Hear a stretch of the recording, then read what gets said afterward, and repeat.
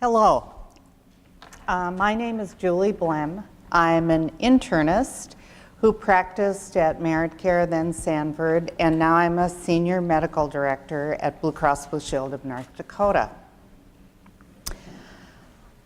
My husband, who was a pediatrician, killed himself in November of 2011. I must admit, I never, ever dreamt I would be touched by suicide.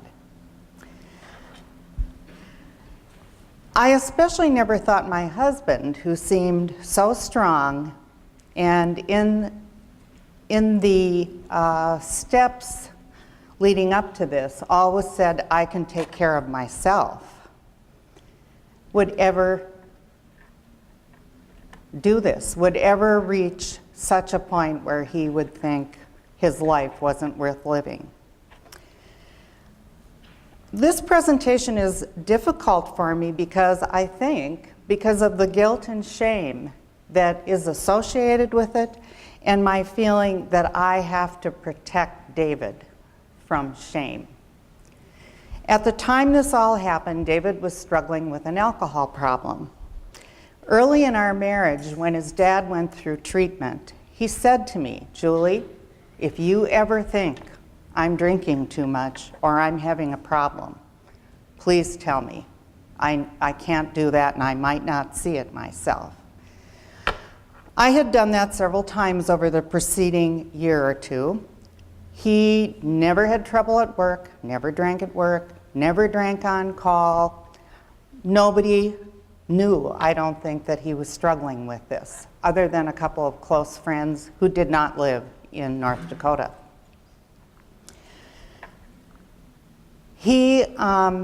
I had suggested several times in the few months preceding this that maybe he needed to get help, that maybe he couldn't do this himself.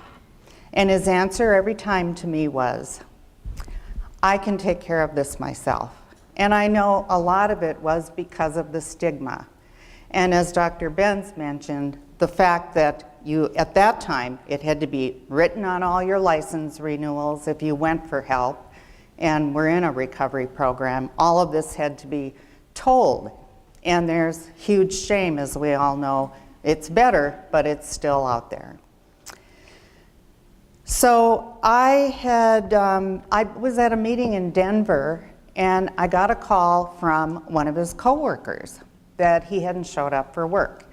And David never did not show up for work unless he was so sick he couldn't stand.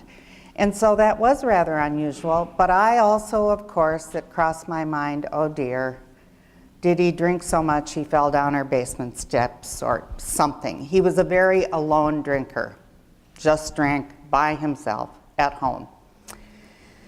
And so I called my sister, who lived in Fargo, who does live in Fargo, and her husband, and asked, would you go check on him?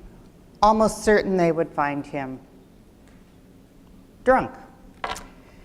And when I got the call back, I went back to my hotel room. I got the call and I said, did he fall? What happened? And my sister Mary said to me, Julie, he's dead. He killed himself. And you know, the first thing, which many people have mentioned, you think of, oh, should I have pushed this? Should I have forced it? I've come to realize we aren't in control of other people. You can't make them do anything. And, but that's what goes through your mind, is guilt. Should I have done something different?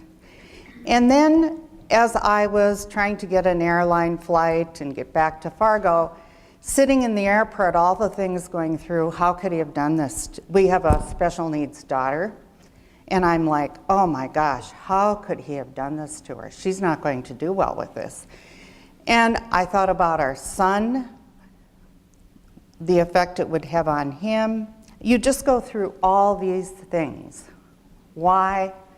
What could I have done differently? How could I have helped? And I must admit, I still at times go through those things. I'll think of something, oh, I want to talk to David about this. And it's been 6 years. And I think, no, I can't talk to David about it. And then I might get angry if it's something I really need help with, a decision I'd like someone to help me with, or if my daughter has been through great struggles since this happened. And I think, why aren't you here helping me? And by the way, you're the cause of this. And so you just go all over the place. And you know, as we all know who are here, they were ill. They were ill. And mental illness is just as real as physical illness. And addiction is an illness. There is no one who chooses any of those things. And so I think it is so difficult and so important that we look at that. And I think one of the biggest things I've said to the residents, I still work with some, and we've done some work on this, noon conferences, is if you are struggling, there is no shame in asking for help. I doubt that any of us know anyone that has not needed help at some time in their lives. And somebody said to me, and I've actually never revealed this, because I didn't want to embarrass David or shame him. But I think what actually happened, why at that point, is that morning, he had gone out, he told all of his patients never to drink and drive. And he was very careful not to drink and drive. But that day, early in the morning, he was going to go hunting. He went and he got a DUI. And frankly, in North Dakota, pediatrician DUI would have been all over the front pages of the paper. And I can't ever know, I will never know, but knowing David, I think he felt he had let everyone down and that he couldn't take care of this himself. But I don't think he wanted to admit to himself he couldn't take care of it himself. And I think that's what happened with David. And I don't think he was thinking clearly because his blood alcohol level was very high. Because I don't think he would have ever done this to our Amy, who he knew she wouldn't be able to deal with this as well. So I continue to go through a lot of these emotions. And I had a lot of experiences, like everyone else has mentioned, that had never crossed my mind. First of all, there are so many people who have been touched by suicide. So many people. And we don't talk about it enough, I don't think. The other thing is people's reaction. So I've had huge support, both from my church, my family, my friends, and David's friends. But it's clear there's a discomfort. They don't quite know what to say when it's, oh, I'm so sorry they died of cancer. And they can't quite, I'm so sorry he killed himself. It's just a little different connotation, and it's difficult for people. The things I did to deal with it are I threw myself into work. I worked even more hours, which some people would say is maybe not the best way to do it. There's pluses and minuses, I will tell you. For me, it gave me support. I really liked the people I worked with. I got support from them. I enjoyed what I did. But on the other hand, right away, I think I worked so much, I didn't think about it. I didn't want to process it. It just made me numb and kept me numb. So I think that's a balance for people. I think the other thing that I realized months and months later is I was just in shock. I'm actually very surprised I didn't have a car accident or something not good happen, because I think I went through months, which many people do with any kind of grief, where I just got through it. I just put one foot in front of the other. I got through it. but I'm not sure I was really very aware of sometimes the cars around me or what was going on. I think, thank heavens, I wasn't starting a new job or something where I would have had to take a different route to work or to the Y, because I just knew this route. So I think that's one thing that I'm not sure we're always very aware of. The other thing I found is how uncomfortable people were for me to say anything or to bring David up to me. And I worked with residents, so it was especially, I think, difficult for them. I was the attending, and they wanted to be careful. First of all, I'm sure they didn't want me bursting into tears, and then them thinking, what do I do? But secondly, I think because it was suicide, it was like, you know, what do? I better avoid the topic. And what I realized, and what I started doing was, I used to say, when we'd have like an immunization question, we'd get a 17 or 18-year-old. And frankly, in the past, internists haven't been real up on immunizations. We're not the people who are good at that. And I'd say, oh, it doesn't look like they've had everything. I'll call David. I'll call my pediatric consultant and ask him. And so I'd do that. And so we'd get some of these questions in the clinic, and I finally started saying, you know, I've lost David, my pediatric consultant. Now I have to figure out somebody else to call. And so I started, you know, bringing up things that I would have brought up if he was alive. If somebody had said to me, how was med school? Or how did you two do this together when you had a child? And blah, blah, blah. So I just started having the same response I would have if he was alive, because they don't disappear. It's not like they were never here, as all of you have mentioned. They were here. They were an important part of our lives, and they meant a lot to us. And never was everything perfect in our lives. Again, I don't know of anybody who has the perfect life. And I think it just meant so much to me to at least recognize he was part of my life. He was here. He was the father of my children.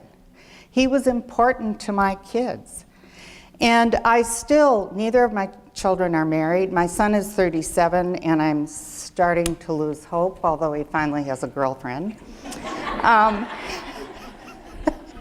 And I thought to myself one day when I was with he and his girlfriend, he lives in Tucson, I thought, his wedding, if he ever gets married, is going to be incredibly difficult, because I'll be there alone.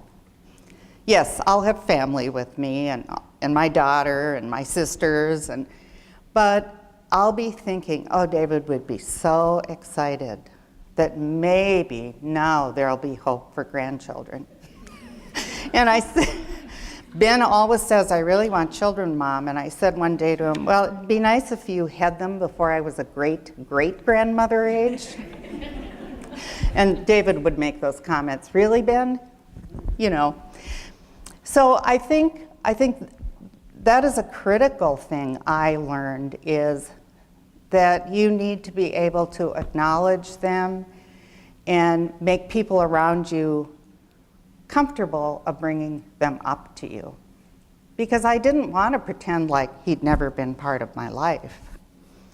The other thing I learned is, and it was mentioned about siblings, both David's brother and sister are deaf. And especially his brother lost his hearing at a very, like 11 months of age. And so David was kind of the older brother who protected them, defended them when people teased them in school, and they were in the Denver school system until David was a freshman in high school. And then they actually lived in Bismarck. And so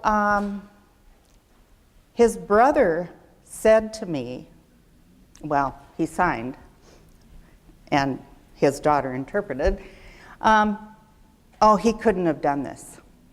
David would never have done this. And I said, well, unfortunately, yes, he did. it wasn't an accident, because he just kept saying it had to be an accident. I said, no, it wasn't. And I think for both the siblings, and they're adults, so it wasn't like they were young people, they were adults. This is the brother that they had always looked up to, and he protected them in ways that brothers and sisters kind of take care of one another. And so I think the issue about siblings, too, is critically important to remember, that every family member suffers. Another experience I had is my son would not talk about it. I said to him, Ben, I think we should talk. No, I'm not. He did it. He made a choice, you know. And then he was home. David had at least 3,000 books. And I had always said, can't we clean some of these out? David would never, ever, ever, ever get rid of a book. So about 3 months after he died, I thought, I can't take this anymore. I need to get rid of some of these books. So Ben came home and helped me clean out 130 boxes of books. And at that time, he said, as we're doing this one day, first of all, he said to me, Mom, if you're going to look through every book and see if he wrote something in it, we're not going to get very far, and I just have 1 week. So I started flinging books in boxes. But he said to me, out of the blue, we weren't talking about David, he said to me, Mom, I think I understand why he did it. I said, really? And he said, well, I think maybe he felt that he had reached a point in life where there wasn't a lot more he could change or do, and he was disappointed in what he'd done. He felt he shouldn't have had this alcohol problem. And he said, so I think I understand, I think I kind of understand how he felt. And I said, you know, that's not terribly reassuring to me, that you understand and you understand why he did it. And then he said to me, Mom, and my son had the same sense of humor David did, kind of dark. He said to me, Mom, don't worry. I will never do it as long as you're alive. I said, oh, that's really reassuring. Thank you very much. I said, I'm just kidding, Mom. I said, I hope you're just kidding. So I think those are all the things I think when I think about it. And I think also how I got a note from a pediatrician who was one of his partners, a younger pediatrician. In the letter, in a card, I should say, and she said to me, I had a dream about David last night. And she said, you know, when I first came to work at Merit Care, I was scared of David. And David could be intimidating, no doubt about it. And, but she said, he helped me so much get adjusted to the practice and all of these things. And she said, I had a dream that we were all standing looking up, and he was on a plane going across the sky and waving at us and saying, I am so sorry. I shouldn't have done this. And I thought, I mean, that was sad, but very helpful to me. The other thing I took a huge amount of comfort in is the notes from patients of his, kids, drawings they put in things. I have had, to this day, people mail me book lists that they have found in his handwriting, because he gave book lists to all. As kids went into a different age, he'd give them a book list because he thought reading was the most important thing kids should learn. And so I think, to me, I take comfort. I take comfort in the fact that I think he was a good pediatrician. He was a good father and husband. He was a good friend. And I think, you know, I remember that I have to remember all the good about him and not just what in my mind was a huge mistake for him. It has also made me, I'm on the board of the AFSP, It's made me become more active in that. And I also am on the board of the Professional Health Program. And the goal of that program, it's kind of under the Board of Medical Examiners, is for physicians, physician assistants, medical students, residents who are struggling, whether it be with any type of mental illness, depression, alcohol, drugs, whatever, to be able to go there if they have not gotten into trouble and say, I need help, and not have to report it. It doesn't have to be put on their license renewal if they follow through on the program set up for them. And so I think all those things that we are trying to do that reduce the stigma and the shame are so critically important.